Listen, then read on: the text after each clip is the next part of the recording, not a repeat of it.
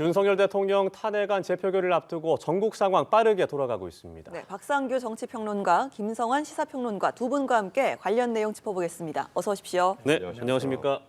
네, 국민의힘의 의원총회가 좀 길어지고 있습니다. 현재까지 나온 내용만 보면 투표에 참여하자는 취지로 제안을 한 것으로도 보이는데 지금까지는 당론이 바뀔 가능성 크지 않다고 본다라고 권성동 원내대표가 밝혔습니다.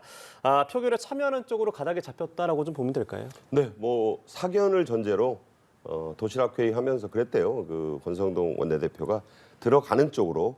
다만 당론 변경은 하지 않는다. 왜냐하면 일단 표결을 하려면 시간도 걸리고 또 이 당이 또 쪼개지는 모습을 또 보여야 되거든요. 그러니까 당론 반대라는 그 간판은 걸어놓고 자율투표에 맡기는 쪽으로 그렇게 가닥이 잡혔지 않느냐 이렇게 볼 수 있고 이 총장 분위기를 제가 좀 들어봤어요. 그 들어간 기자들이 또 후배들도 있고 해서 그랬더니 친한계 의원들은 주로 말을 안 는답니다. 그러니까 그런 뜻은 뭐냐면 제가 보기엔 이미 마음을 굳혔다. 그렇다면 그 마음을 굳힌 게 굳이 뭐 찬성의 표를 던질 의원들이니까 말을 아끼는 거라고 저는 생각을 하고요. 다만 반대의 입장에 설 것으로 보이는 친윤계 의원들이 여러 가지 이야기를 한대요. 당의 앞길에 대해서도 얘기하고 이렇지만 지금 이 분위기 자체가 이 대세를 바꾸는 쪽으로 그러니까 뭐 표결을 통해서 정하자 뭐가 옳으냐 그르냐 이 얘기를 하는 게 아니라 오히려 지금은 탄핵 표결 이후에 당이 어떻게 대처를 해 나가야 될 것이냐 이런 쪽의 얘기를 하고 있다고 해요. 여러분이 그 얘기를 전에 들으셨을 때도 대략 분위기가 어느 쪽으로 가고 있구나 느끼실 거라고 봅니다. 예, 지난주와 비교했을 때 일주일 사이에 많은 변화가 있었습니다. 어떻게 좀 예상하세요? 일단 크게 두 가지가 변화가 있는 거죠. 첫째로는 윤석열 대통령의 태도가 바뀐 거잖아요.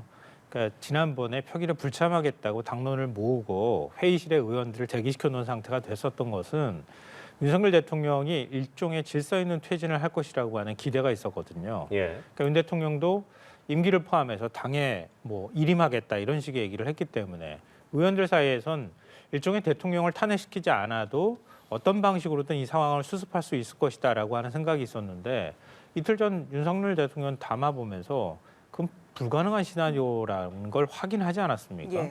그러면 대통령의 퇴진 의사가 없는 상황에서 무슨 질서가 있는 퇴진이 있을 수가 있겠어요. 그러니까 결국은 탄핵을 막기는 어렵다고 하는 인식을 의원들 사이에서 했을 것이다. 이게 일종의 상황 변경이라고 보는 거고요. 또 하나는 그러니까 국민의힘 지금 권성동 원내대표도 그렇지만 박근혜 전 대통령 탄핵의 가장 큰 교훈이라고 해야 될까요? 트라우마는 분열하면 필패한다, 죽는다 이거거든요. 근데 지금 만약에 표결에 안 들어가면 표결에 들어간 인원과 안 들어간 인원이 확연하게 구분될 거 아닙니까? 당이 사실상 심리적 분당을 넘어서서 진짜 분당으로 갈 가능성이 있습니다. 그러니까 표결에 참여하지 않은 의원들도 국민의 비난을 받지만 표결에 참여한 의원들은 일종의 국민의힘에서 배신자로 낙인 찍히게 되고 그러니까 그것 때문에라도 결국은 당을 뛰쳐나갈 수밖에 없는 상황이 될 수 있다는 거죠. 근데 그런 면에서는 당을 어찌 됐든 분열의 상황으로 끌고 가지 않아야 할 책임이 있는 권성동 원내대표 입장에서는 일단 다 표결에는 참석하되 자유투표를 통해서 의사를 밝혀라. 이렇게 얘기할 가능성이 높다. 이렇게 생각합니다. 알겠습니다. 지금 계속해서 이야기를 하는 거는 여당에서 찬성표가 8표만 나오면 탄핵안이 가결이 되는 거잖아요. 지금까지 하루에 한두 명 정도씩 공개적으로 찬성 의사를 밝혀서 7명이 나왔고요. 8번째 찬성 의원은 아직까지 좀 나오고 있지 않은 상태입니다. 한동훈 대표 오늘은 의원총회에 앞서서 국민만 생각하자 이렇게 입장을 또 밝히기도 했더라고요. 네, 뭐 국민만 보고 이 표결에 임하자 이런 얘기를 당연히 그렇게 얘기할 수밖에 없는 분위기라고 보고 이런 얘기를 하면 좀 그렇지만 매직 넘버라는 생각이 들어요. 이 8번째 공개 찬성을 얘기하는 여당 의원이 아직 없습니다. 이게 무슨 뜻이냐면 부담스럽다는 거예요. 8번째가 되면 거기 매직 넘버로 역사에 기록이 되고 이 부분은 누구를 쳐다보고 있느냐? 여당 지지자들을 보는 겁니다. 국민의힘 지지자들만의 여론은 어쨌든 66%가 이번 탄핵에 반대한다고 하고 있어요. 갤럽 조사에 보면. 자, 부담스러운 겁니다. 그래서 제가 좀 생각해 보는 게 송파의 박정훈 의원과 배현진 의원 같은 경우는 들어간다고 했는데 사무실에 말도 못하게 지금 국민의힘 지지하는 분들의 항의가 잇따르고 있다는 거예요. 그러니까 찬성을 말할 수가 없는 거예요. 제가 뭐 찬성한다 그런 뜻이 아니라 그만큼 친한계로서도 이거를 내가 8번째 찬성으로 손을 들면 아 누구 때문에 찬성이 됐다 이렇게 될 수 있는 거예요. 그 매직 넘버 아닌 매직 넘버, 희한한 매직 넘버가 된 거죠. 그래서 말은 않고 있는 거예요. 예. 그러니까 제가 좀 재밌게 보는 숫자의 포인트가 8과 18, 34입니다. 8이 돼야 탄핵이 가결되잖아요. 예. 18은 어떤 거냐면 한동훈 대표가 비상계엄 해제 때 그 본회의장에 네. 데리고 들어가서 찬성표를 예. 던진 숫자죠. 국민의힘의 숫자 18. 34 김태호 의원을 원내대표로 지지했던 비윤계의 숫자. 자, 이 어딘가에서 오늘 표가 나올 거예요. 예. 그게 앞으로 한동훈 대표의 입지, 정치적으로 리더십을 얼마나 가져가느냐를 보는 중요한 바로미터가 저는 된다고 보거든요. 이게 한 뭐 10표, 뭐 가사 9표, 10표 이런 식으로 되면 가까스로. 굉장히 한동훈 대표는 코너에 몰릴 가능성이 있어요. 이 가결은 되지만 그러나 이게 18표나 20표에 가깝게 나오면 상당히 아 봐라. 이게 국민들이 이렇게 그 여론을 따라서 우리 의원들이 소신 투표를 했다. 이런 말을 또 할 수 있는 거잖아요. 만약에 34표 가까이 지지 이 가결표가 나오게 되면은 이건 또 얘기가 다른 부분이다. 이게 뭐가 그렇게 중요하냐? 굉장히 지금 국민의힘에 특히 한동훈의 대표의 입장에서는 중요한 포인트니까 여러분이 아마 2시간 뒤 4시부터 있을 그 표결의 관전 포인트도 되지 않을까 생각이 됩니다. 그렇겠네요. 일단 34표나 가결표가 나와버린다면 권성동 원내대표로서도 리더십에 좀 타격을 받을 수도 있겠네요. 딱히 뭐 리더십의 타격보다는 그 좀 위축이 되겠죠. 이 친윤계가 당을 마음대로 좌지우지하기에는 부담이 될 겁니다. 이게 그 정도로 이번 그 탄핵을 엄중하게 국민의힘도 보고 있구나. 예. 그런 여론이 또 확인되는 거잖아요. 다만 그렇게까지 나오겠느냐? 개인적으로는 그런 생각은 들고 네. 20표만 넘겨도 큰 국민의힘 내에서 한동훈 대표 체제가 당분간 그 코너에 마구 몰리지는 않지 않겠나 이렇게 봅니다. 8번째 찬성 의원이 되는 것에 대한 부담감이 굉장히 좀 크다라는 의원들의 좀 분위기도 좀 말씀을 해주셨고 또 오늘 가결이 되더라도 과연 찬성표가 몇 표나 국민의힘에서 나올 것인가 이 부분도 좀 당 분위기에 영향을 줄 것이다라고 하셨는데 동의를 하십니까? 의원님? 글쎄요. 지금 이런 상황에서 국민의힘이 몇 명 찬성할 건지 말 건지 국민의힘 의원들의 심리 상태까지 저희가 분석해야 하는가 이런 생각은 좀 하는데요. 부디 그러지 말았으면 좋겠다. 이게 개인적인 바람이고요. 많은 국민들도 그렇게 생각하시리라고 봅니다. 지금과 같은 이런 엄중한 상황인데 특히 국회를 마비시키려고 하는 국회를 침탈하는 일이 벌어졌는데 거기에 대해서 국회의원이 당리당략에 기대서 내가 나중에 어떤 이익을 얻을 것인가를 먼저 계산하는 모습을 보일 때 국민들한테 굉장히 큰 실망감으로 다가가지 않을까 싶고요. 다만 이제 말씀하셨던 것처럼 한동훈 대표의 리더십을 어느 정도는 가늠할 자리는 될 수 있을 거라고 봅니다. 근데 그것도 사실은 저는 그것만 가지고는 평가하기는 조금 애매한 측면도 있다고 봐요. 앞서 이제 제가 분열을 막기 위해서는 권성동 원내대표가 의원들한테 자유투표 하십시오. 다 가서 표결에 들어가십시다. 이렇게 얘기할 가능성이 높다 이렇게 말씀드렸잖아요. 근데 그랬을 경우에 의원들도 국회의원직을 가지고 있는데 왜 이 상황이 잘못됐다고 생각 안 하겠습니까? 다 입으로는 얘기를 하고 있잖아요. 그러니까 의원들이 전부가 다 들어가가지고 좀 더 자유로운 분위기에서 투표할 경우에는 가결표가 조금 더 많이 나올 가능성도 여전히 있다고 봐요. 그런데 만약에 이른바 친윤계 의원들을 중심으로 해서 나는 이 상황을 받아들일 수 없다고 해서 표결에 안 들어가가지고 집단적으로 안 들어가는 현상이 나오는데 그 자리를 들어가서 굳이 표결을 한다. 이러면은 딱 표결한 사람만 특정이 되지 않습니까? 네. 그럼 그 사람들 가운데 찬성표를 던진 사람이 확연하게 구분되는 현상이 나올 거예요. 그러면은 오히려 더 위축되는 현상들이 나올 수 있거든요. 그러니까 가결표가 오히려 더 줄어들 수도 있겠다.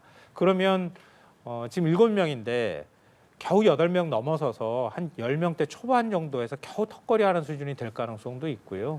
그러니까 전체 의원들이 다 들어가면 그것보다 조금 더 넉넉하게 가면서 누가 누군지에 대한 판단이 안 될 만큼 감싸주려고 하는 분위기도 있을 수 있거든요. 만약에 친한계 의원들 사이에서 그런 공감대가 있고 예. 뭔가 소통이 있었다고 하면은 조금 더 가결표가 늘어날 가능성도 있다 이렇게 생각합니다. 예, 이 찬성 의사든 반대 의사든 오늘 표결에 참여하는 국민의힘 의원이 많을 것이다라고 말씀을 해주셨습니다. 민주당 상황을 좀 보죠. 이 가결 투표 동참을 촉구하고 있는 상황인데 이 가정입니다만 이 가결이 됐을 때와 이 부결이 됐을 때의 상황에서 민주당은 어떻게 좀 나올 것으로 보세요? 민주당에게 물어봐야 되겠지만 부결 상황을 생각하겠어요. 지금 오늘 노종면 대변인이 보니까 다른 얘기는 일절하지 않도록 지금 입조심들을 하고 있다. 예. 괜히 이게 전선이 흐트러지는 것도 원치 않지만 또 그 여러 의원들이 또 이런저런 얘기를 하다가 여론의 역풍 그것이 작으나마 오늘 탄핵 표결에 악영향을 주는 상황을 굉장히 조심하는 것 같아요. 네. 그러니까 이게 거의 뭐 천렬일실이라고 그럴까? 999가지 잘하다가 한 개 잘못해가지고 사태를 그르치면 안 된다라는 인식이 굉장히 강한 것 같아요. 그러니까 뭐냐면 부결은 생각지도 않았을 것이고 네. 가결이 된 이후에 그러면 프로세스를 어떻게 신속히 진행을 할 것이냐. 이후에 권한대행 체제가 들어설 텐데 한덕수 국무총리가 일단 법적으로는 권한대행을 하게 되는데 예. 한덕수 국무총리도 지금 한때 이 이전 일이긴 합니다만 민주당이 탄핵을 검토했었잖아요. 예. 그리고 지금 현재 그 수사에서 이 내란 이 혐의에 대해서 부하 수행자로 지금 보고 있다는 겁니다. 부하 수행자. 부하뇌동에서 나온 말인데 그냥 이제 따라서 국무회의에 참여해서 적극 말렸다고 하는데 그것도 죄가 되는 거예요, 지금. 이 내란 같은 큰 사건에서는. 그래서 부하 수행을 하게 되면 그게 또 만약에 사법적 심판을 받게 될 수 있고 수사 대상이 될 수 있고 기소돼서 금고형 이상 3년 이하의 징역형에 처해질 수 있는 그런 범죄가 된다는 거거든요. 네. 그래서 민주당으로서는 고민이 좀 있을 겁니다. 그렇지만 또 뭐 권한대행이 되는 국무총리를 과연 탄핵을 할 수 있느냐. 예. 한 번도 우리나라가 국무총리 탄핵은 생각해 볼 수 있지만 법적으로 대통령 권한대행 탄핵은 해본 적이 없는 나라거든요. 근데 이번에 할 수도 있다고 생각할 수 있을 거 아니에요.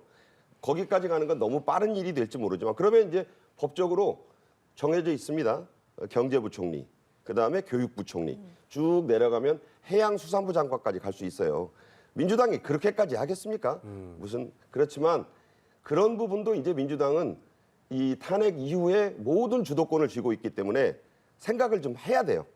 이제는 국민들은 오늘 탄핵이 되고 나면 민주당을 받아보게 됩니다. 더 많이. 왜? 국정을 사실상 민주당이 끌고 가게 되는 거예요. 이게 물론 한덕수 권한대행 체제지만 한덕수 권한대행조차도 민주당의 눈치를 보지 않을 수 없는 상황이 되는 거잖아요. 그렇기 때문에 자 그렇다면 책임 있는 대한 수권 정당으로서 또 그 대표로서 어떻게 해야 될 것이냐. 이재명 대표의 고민도 거기에 있을 거고 아주 신중하고 의연한 모습을 좀 보여야 되지 않겠나 이런 생각을 벌써부터 하고 있지 않을까 생각합니다. 예, 민주당 지도부가 이제 의원들을 대상으로 입단속을 하고 있다. 대선에 대짜도 꺼내지 말라 이런 얘기도 했다는 얘기도 있고요. 하지만 이제 물밑에서 헌법재판관을 이제 여야 추천의 헌법재판관에 대한 인사청문회 준비를 하고 있다라는 얘기도 있어요. 근데 그건 너무 당연한 얘기죠. 예. 그러니까 탄핵안이 가결될 경우에는 그 다음의 수순이 헌법재판소 심리란 말이에요. 예. 근데 헌법재판소 재판관이 지금 6명밖에 안 되는 상황이기 때문에 빨리 뭐 대통령 탄핵안을 지금 그 심리하는 건데 6명 체제에서 하는 것은 나중에 가서도 역사적으로도 그렇게 썩 좋은 모습은 아니잖아요. 그러니까 빨리 재판관을 임명을 해야 될 필요가 있다고 보이고요. 그래서 23일 날 제가 알기로는 인사청문회 날짜까지 지금 잡아놨던 걸로 알고 있거든요. 예. 그러니까 국민의힘에서도 추천을 했기 때문에 3명의 헌법재판관을 빨리 채운 상태에서 탄핵 심리를 하는 게 맞다. 그 일정은 그 일정대로 가는 건데요. 근데 뭐 방금 전에 평론가께서 말씀하셨지만 저는 큰 줄기에 대해서는 다 대체적으로 동의합니다. 그런데 한덕수 권한대행의 탄핵까지 얘기하시는 건 조금 더 앞서 나간 얘기인 거 아닐까 그런 생각이 들고요. 만약에 이번 부하수행도 말씀하셨지만 이번 계엄 사태 때 적극적으로 대통령을 말리지 않았다는 이유로 사법 처리될 가능성이 있고 거기에 대한 책임을 물을 거라고 생각했다면 아마 법무부 장관 탄핵안 처리할 때 그때 아마 했을 거예요. 근데 총리까지 권한대행을 맡아야 할 총리 직위에 있는 사람까지 만약에 탄핵할 경우에는 너무 심하게 국정을 흔드는 게 되잖아요. 더군다나 대통령 공백인 상태에서 그러니까 국정 공백이 더 커질 수 있고 또 거기에 대한 비판 여론들이 있을 수 있거든요. 근데 그런 면에서는 일단은 좀 그런 부분에 대한 얘기는 접어두고 국정의 불확실성을 해소하는 게 제일 중요하다 이렇게 판단한 것으로 보입니다. 그리고 뭐 부결됐을 때는 뭐 굳이 얘기하지 않아도 이전과 똑같은 현상이 나올 테니까요. 대응도 예. 마찬가지니까 말씀 안 드려도 될 것 같은데 아까 이제 수권 정당으로서의 모습 말씀하셨잖아요. 윤석열 대통령이 담화에서 만약에 우리 당이 나의 임기 문제를 과 관련해서 일임한다 이렇게 하지 않고 국회가 할 수 있도록 했으면 좋겠다고 얘기했다면은 지금 분위기가 좀 달라질 수도 있다고 저는 생각해요. 박근혜 전 대통령도 그렇게 했거든요. 담화 때. 근데 당한테 맡긴다는 얘기를 해버렸기 때문에 국회를 무시한 게 돼버리거든요. 국회를 개헌군을 동원해서 침탈하도록 하고 국회를 무시해버리니까 더 많은 반발이 생길 수밖에 없잖아요. 전 거기서부터 패착이 있다고 보는데요. 다만 민주당뿐만 아니라 국회 차원에서 지금 현재의 불확실성을 어떻게 해소할 것인가 이런 부분들을 리더십 있게 민주당이 어떻게 잘 논의를 끌고 갈 것이냐 이게 만약에 나중에 대통령이 파면이 된다 하더라도 그 이후에 대선 국면에도 영향을 미칠 수 있기 때문에 한 걸음 한 걸음 민주당은 굉장히 신중한 태도를 보일 필요가 있다.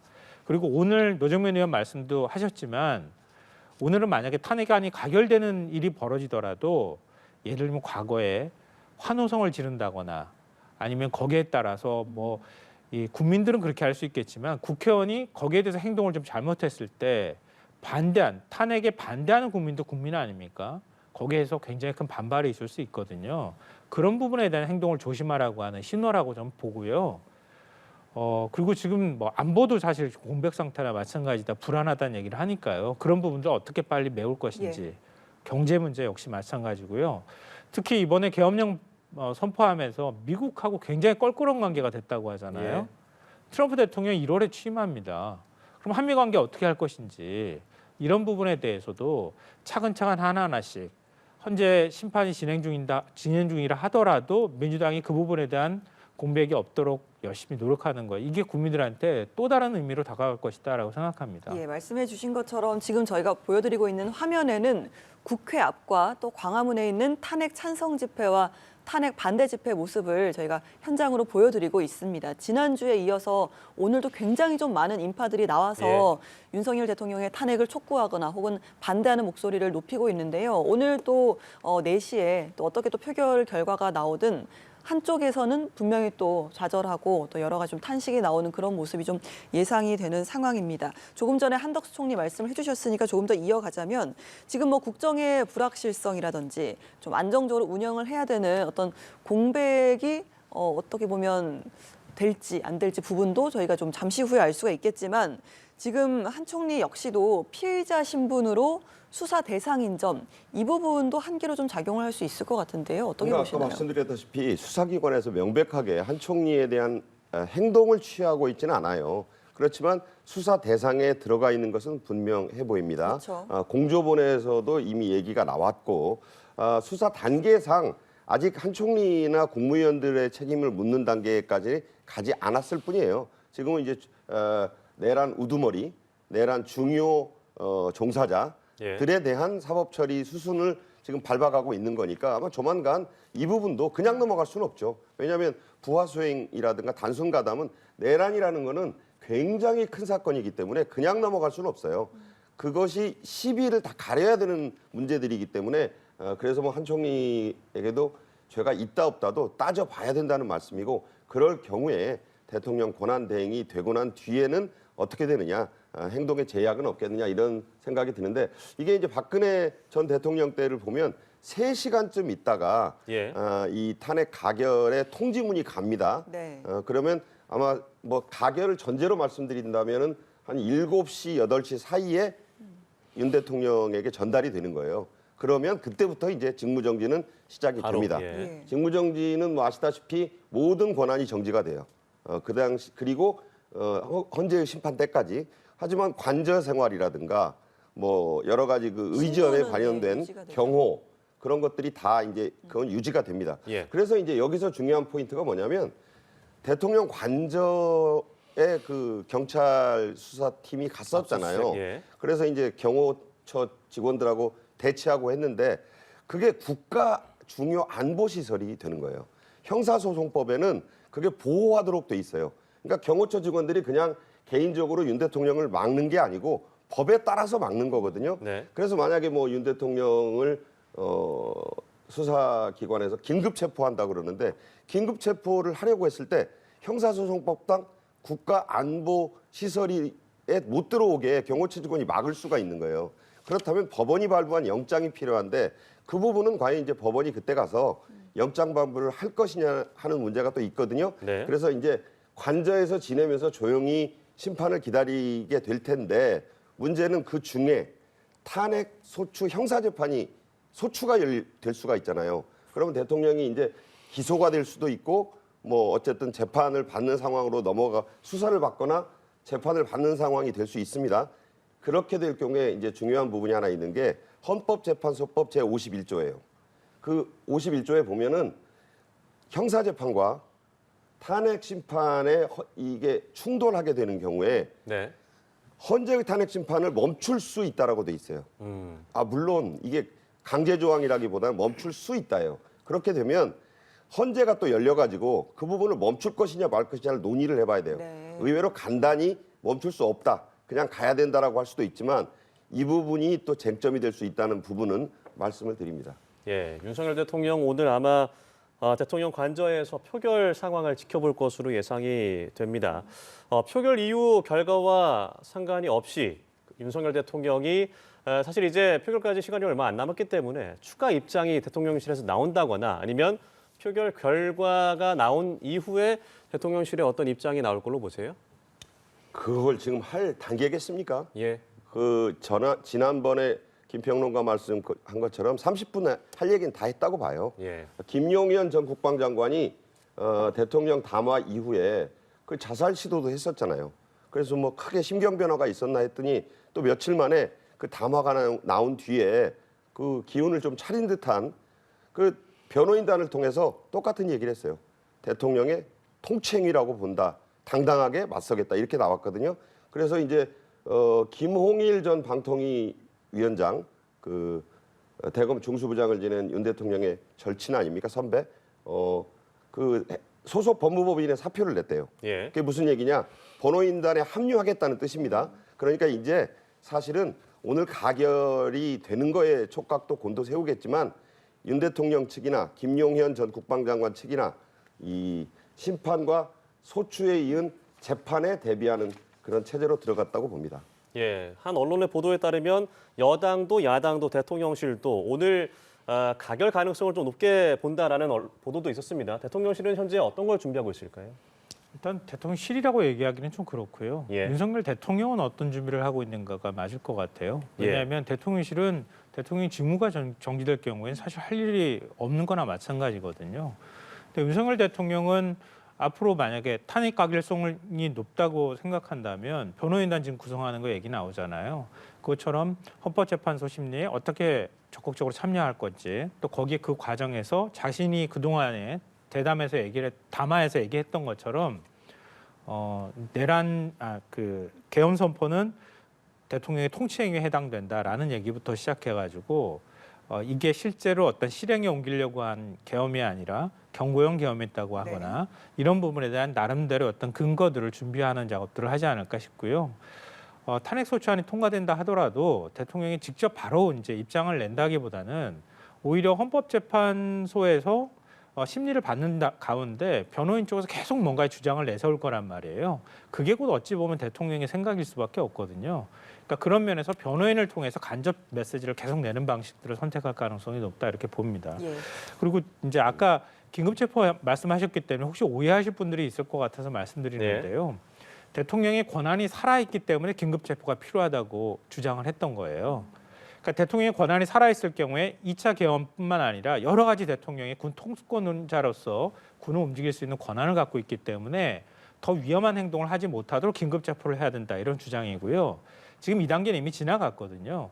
오늘 탄핵 소추안이 통과가 되면요. 그 다음에는 수사기관에서 조사를 받으러 오라고 얘기를 한다거나 아니면 사법부에 공식적인 구속영장을 발부받아가지고 그래서 그거 영장을 집행하거나 이렇게 하는 방식으로 가게 될 거라고 봅니다. 네, 알겠습니다. 조금 전에 경고성 계엄 말씀을 좀 하셨는데 그와 관련해서 한 말씀만 올리고 예. 싶은 것은 알려진 바에 따르면 윤석열 대통령 측에서 헌재의 심판에 직접 출석하는 방안을 적극 검토하고 있다고 해요. 네. 그게 무슨 얘기냐?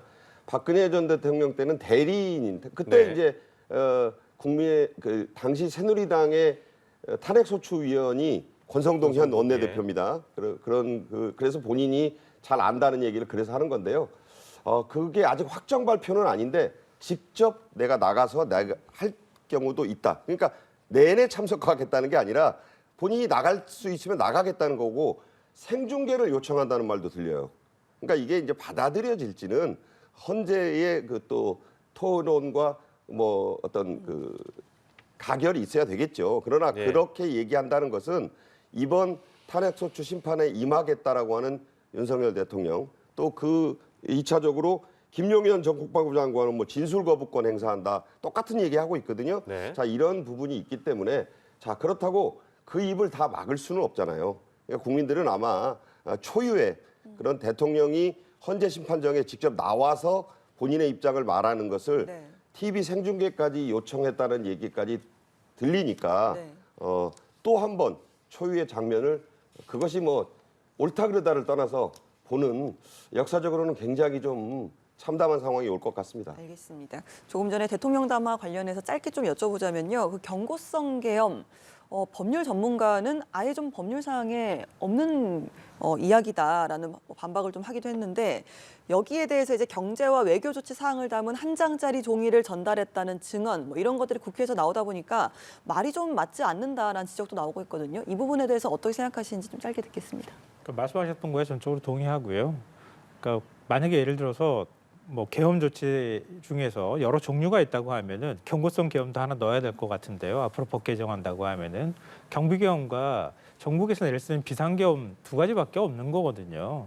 그럼 그거를 대통령이 내가 짧게 경고하기 위해서 이렇게 했습니다. 이렇게 얘기하는 것도 말이 안 되는 거고요. 그리고 국회에서 만약에 계엄 해제를 하지 않았다고 하면은 대통령이 2시간짜리 계엄을 했겠습니까? 그리고 말씀하셨던 것처럼 이미 계엄 후에 외교하고 그다음에 경제. 기재부 장관 두 네. 장관한테 계엄 후에 조치 사항을 어떻게 할지 메모까지 전달했다고 하는데 뭘 짧게 국민들 놀라게 하려고 경고성 계엄을 하는데 그런 것까지 합니까? 논리적으로 말이 안 되고요. 군 지휘관이나 아니면 경찰 지휘관들 똑같이 얘기하고 있잖아요. 그러니까 저는 글쎄요. 이거는 제 의견에 동의하시지 않은 분들이 있겠지만 국회를 해산하거나 어떤 방식으로든 국회의 권능을 훼손했던 거잖아요. 이 얘기는 다른 세계의 국가들에서 일종의 독재자들이 하는 행동입니다. 왜냐하면 자신의 정치적 반대 세력을 제거하는 거거든요. 자유민주주의 국가에서 정치적 반대 세력을 제거하고 내 뜻에 맞는 사람만 두고 정치하겠다는 게 그게 바로 독재거든요. 저는 윤 대통령은 독재를 꿈꿨다고 생각합니다. 그러니까 이 많은 증거들을 다 나중에 어떻게 반박할지 모르겠지만 저는 윤 대통령도 정말 나름 그 진심이 담긴 계엄이었다고 한다면 일말의 그런 양심이 있다면 헌법재판소 심리받을 때 황당한 주장하지 말고 정말 대통령으로서 자신이 왜 그렇게 선택하려고 했는지에 대해서 설득력 있게 설명하고 거기에 따라서 오해가 있다면 일부 풀어주는 노력을 하는 게 좋겠다. 그래야 최소한 나중에 가서 너무 먼 얘기긴 하겠지만 윤 대통령을 다시 한번 돌아보는 어느 정권이 들어선다면 그때 가서 국민들한테 용서를 구하고 죄를 사면이든 뭐든 기대할 수 있지 않겠습니까? 그러니까 그런 것까지 뭐 지금 얘기할 계제는 아니지만 그 정도까지 하려면은 정말 말도 안 되는 지금까지 나온 주장들을 그냥 이런 방식으로 반박하듯이 얘기하는 것은 전 적절치 않은 태도라고 생각합니다. 네, 짧게 들어볼까요? 네, 지금 너무 우리가 이제 앞서서 그 다음 정권에 이제 다음 정권은 아마 민주당이 맡을 거라는 자신감에서 말씀을 하시는 것 같은데 모르죠, 역사라는 건. 그러니까 지금은 오늘 좀 12월 3일 이후에 12월 14일의 역사적인 날이니까 국민들이 지금 저 양쪽 그림을 봐도 예. 비교적 차분한 것 같아요. 막 열광적인 환호나 구호가 아직은 없고 또 아마 대개 양 진영이 그렇게 받아들이는 것 같습니다. 오늘 사태에 대해서 뭐가 대단히 핫한 그런 예측 불허의 상황은 아니라고들 보시는 것 같아요. 민주주의 국가에서는 자신의 의사를 표현할 수 있는 자유가 있습니다. 미국의 수정헌법의 그 가장 중요한 네. 조항이잖아요. 표현의 자유. 또 집회 및 시위 결사의 자유가 보장되는 대한민국의 의연한 모습을 보는 것 같아서 알겠습니다. 어쨌든 오늘을 예. 잘 지켜보고 성숙한 민주주의로 대응해 나가자 이렇게 말씀드립니다. 예, 이제 윤석열 대통령 탄핵안 재표결 이제 1시간 10여 분 남았습니다. 지금까지 박상규 정치평론가, 김성환 시사평론가 두 분과 함께 얘기 나눴습니다. 고맙습니다. 고맙습니다.